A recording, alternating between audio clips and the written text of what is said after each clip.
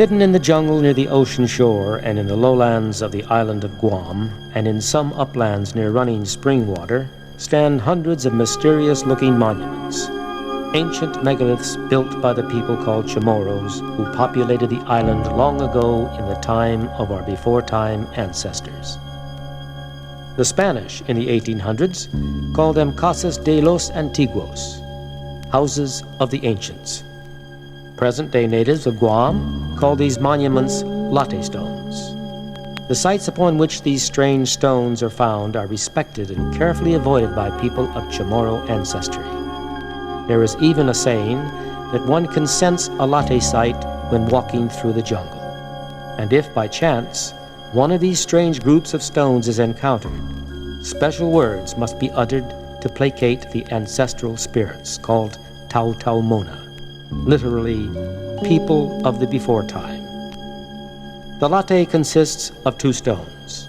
The lower stone, called the haligi, is the larger of the two. The upper stone is a natural coral head gathered from the reef and placed on top of the haligi as a cap and is called a tasa. When both stones are in position, they resemble a huge mushroom with its top turned upside down.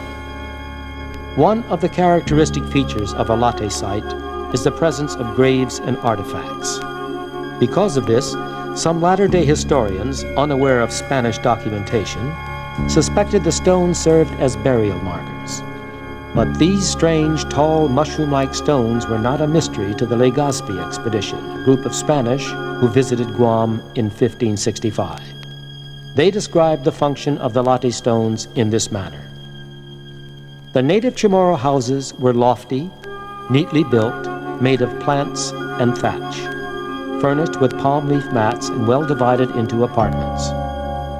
The entire house was raised one story from the earth and supported upon strong pillars of stone. Besides these dwelling houses, they had others for their canoes, built likewise with great stone pillars.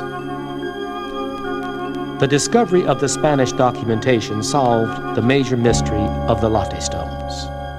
Soundless, lonely sentinels in the jungle, silent sentries assigned the endless task of standing watch over a culture destroyed by invaders in the 17th century. As you stand before these strange pillars of the past, hewn from stone by a proud people, you may wonder, as many do, who lived in the strange, beautiful houses on these pillars? What was the reason for their construction parallel to the sea? Who were those privileged to be buried within the latte structure? And why were they buried with their feet facing the sea? And why did the Chamorro people, living in an earthquake and typhoon zone, build their houses atop these tall mushroom-like stones? The answers to these wonderings vanished in the 17th century when warfare with the Spanish and diseases from the outside world virtually destroyed the Chamorro people and their culture. Yet today, remnants of that culture linger as people of Chamorro ancestry reverently approach a latte site and softly repeat, Guela tranquilo, dispensazo, por favor, sa huistorba hamzo. Grandfather and grandmother, please excuse me for disturbing you here in your place.